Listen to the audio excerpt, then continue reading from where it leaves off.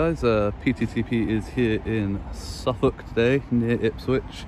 I can't remember exactly what it's called here, but we're heading up to Suffolk Constabulary headquarters, and yeah, so we've got some police vehicles and that parked here. I'm not really sure what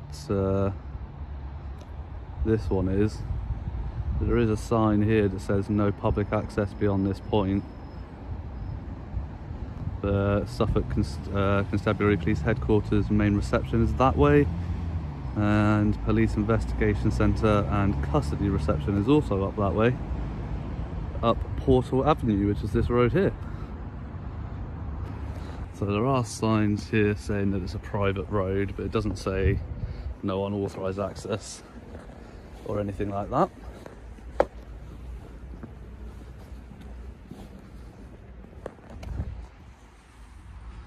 So as you follow the path around, you come to this bit where you've got the Police Investigation Centre here on the left, which goes up over that way, and then to the right you've got the headquarters over this way, and it's Martlesham Heath is where it's at.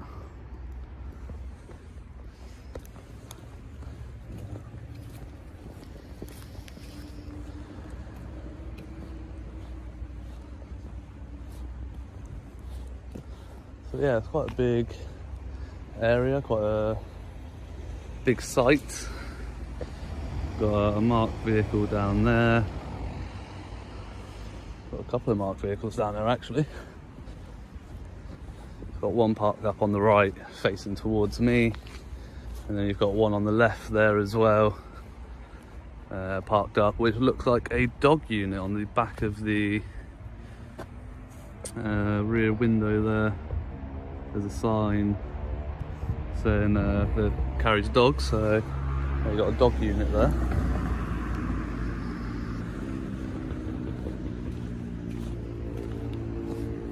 So yeah, it's quite an open site here. I think I'm pretty much going to be able to walk around quite freely. I am keeping eyes out for signs that say no unauthorised access. I haven't seen any thus far. So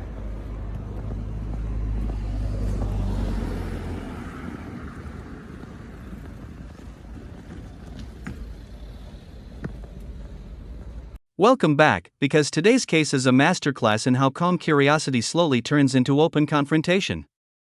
What starts as a quiet walk through what looks like an unrestricted public space quickly spirals into raised voices, legal threats, and one officer discovering the limits of his authority in real time. This isn't just about someone filming police vehicles, this is about power, perception, and a site that claims to be secure while being wide open to the public. Will hear phrases like private road, secure area, breach of the peace thrown around, but pay close attention to those terms appear, and more importantly, because at first, nobody seems bothered. Staff walk past. Some smile. One even chats casually.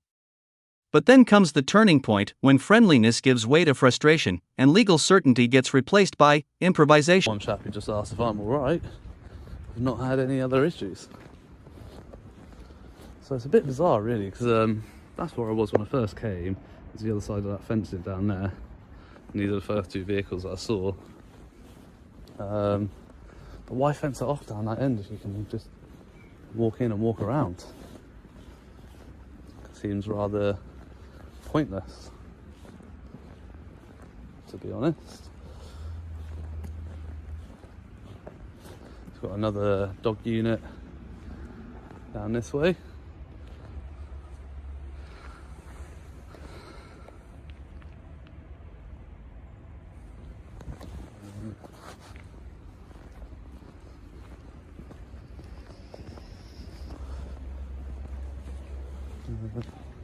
Yeah.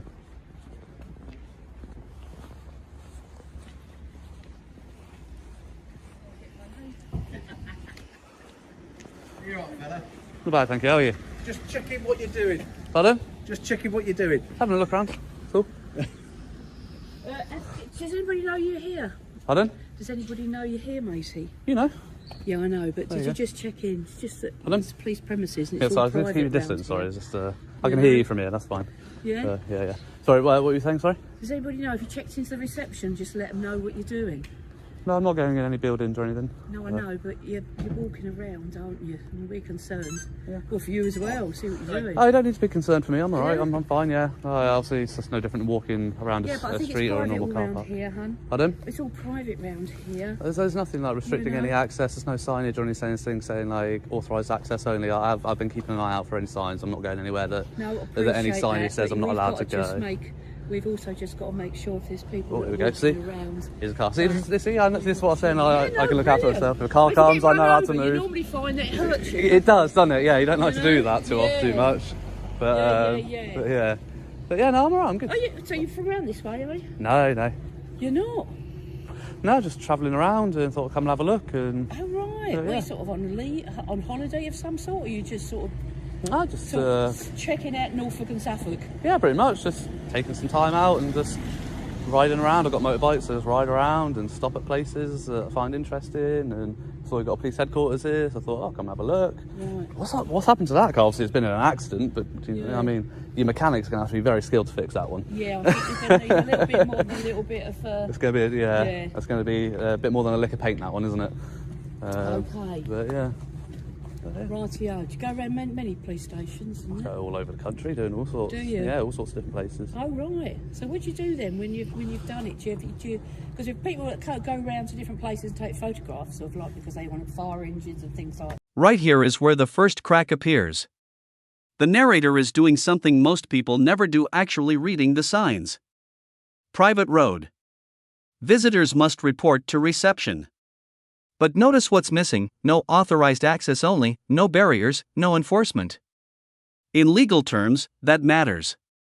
Because ambiguity creates assumptions, and assumptions create exactly these situations. What makes this moment interesting is how open everything feels. Vehicles are visible. Paths are accessible. There's no challenge, no interception, no clear boundary being enforced. And that's not an accident, that's a design and policy issue. When you label something private but that we have, so you can't be around here, so I'm going to ask you to leave, please, bud. Okay. We've got lots of things to be doing. I thought this was going rather nicely, and now you're just coming out with this. Nice chat with you, yeah. I've got work to do. These guys have got work to do. That's fine. You crack on. I'm stood here with you.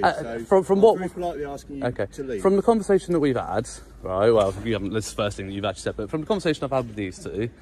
Do you feel like I'm any sort of threat? I'm here for any nefarious purpose, or I'm any danger? At the moment is where we park our armed response vehicles and our traffic cars, and that doesn't need to be going on the internet and onto YouTube. So I am going to ask you to leave. So what if I just stand out by the entrance with them all coming in and out instead? That's not an issue. But then I'm still getting the same vehicles, aren't I? You're still in a secure area, and I don't want to leave. Well, if it's secure, then secure it, then, isn't it? I'm sorry, but if you're going to be an asshole, then you're going to get the asshole side of me. I was being very nice to these two. Asking you to leave. That is that secure part of that area. Yeah. Well, it's not though. You're in the police headquarters.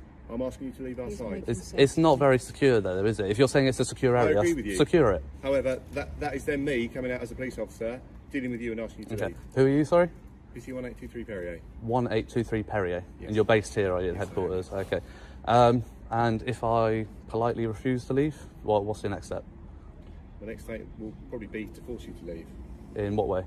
Or in the breach of the peace or other powers that I might consider utilising. How am I breaching the peace? What requirement am I meeting of breach of the peace? At the moment, as I've explained to you, and as I've politely asked you to do, you're in a secure area of a police station that you cannot be in. And how does that specifically relate to breach of the peace? Because there are certain requirements for you to utilise breach of the peace. So what part of that relates to a breach of the peace? I'm not going to talk law. Exactly. No, exactly. Because you don't have the requirement to use that power. What you do is to leave. Exactly. Okay? So you're disrupting our so you're saying if I politely refuse, so then I'm civilly trespassing. Yeah. You're going to make up a power to use. That's what you said. You said you're going to use breach of the peace or whatever else you can. So you're just going to try and find. Powers I consider to use is what I said. Yeah. And what other powers can you use for a civil trespass?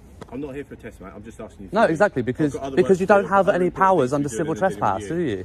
You don't have any powers under civil trespass. Stop trying to catch him out. Just out of being decent. I know. I'm not trying to catch him out, but if he's going to throw around legislation, then go do your work. I'm sorry, but you've been very polite, and I'm not trying to be rude to you. At the moment, I can't do that because you're here. Well, That's you the can. issue. No, I can't. I can't leave you wandering around this area. So out of the 6 other people that I walked past, one other person that asked me if I'm okay and I said, yeah, I'm fine. You seem to be the only person here that has an issue with it. Well, everybody else has got an issue with it. The only person that's told you that is me. Well, nobody else has... This is the calm before the storm, and it's crucial. Multiple staff members pass by. No alarms. No urgent radio calls. One casual check-in, that's it. And that silence speaks volumes. Because if this were genuinely a sensitive or restricted environment, protocol would kick in immediately. Instead, what we see is normalization. The auditor blends into the environment because nothing about the environment signals danger or restriction. This is where institutional confidence quietly undermines itself. The longer someone is allowed to remain unchallenged, the harder it becomes to later justify sudden enforcement, and from a storytelling perspective, this builds tension beautifully because the audience can feel it coming.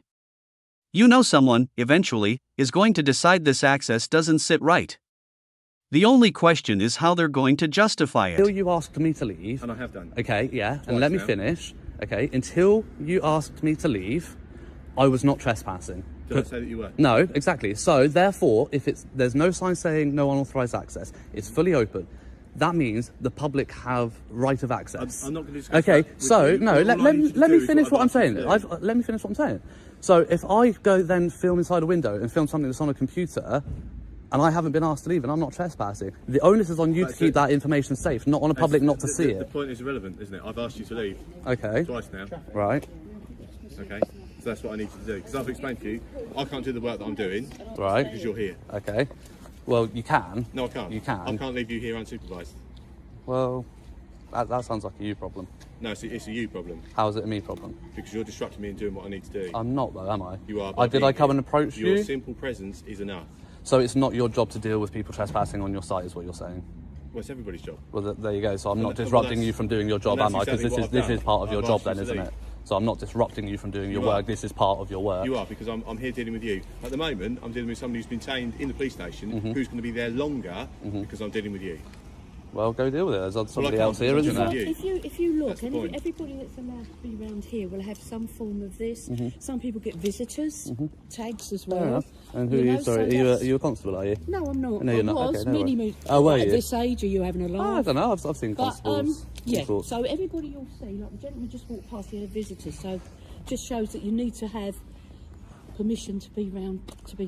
That really needs to be better signposted, and doesn't it, or fenced off, or something like that. See, this is how it's done. This lady's being very civil, very more courteous, much more polite in her explanation, rather than just being blunt. That's what you are. You're a blunt instrument. He was nice right at the beginning. But, you weren't. You just came out straight with a directive. If you want to go to the main bit, as you said, that bit when you go out. That bit is all public because you get people that go through and there's a footpath that goes down that way. That bit's absolutely fine. So if you want to stand there and take whatever pictures you want, more than welcome. If I carry on down that end of the site, there's nothing the other side of the site. There's no exit or entrance down that end of the site. You need to go that way and you need to go right. This is the moment where everything could have gone one of two ways. The officer approaches politely, conversationally. He asks questions. He listens.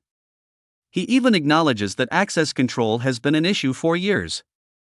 That admission is massive because it quietly confirms what the auditor has been demonstrating the entire time. But here's where tension creeps in. The officer knows there's a problem, yet he's also tasked with managing it without clear authority to enforce anything specific. So what do we get? A balancing act.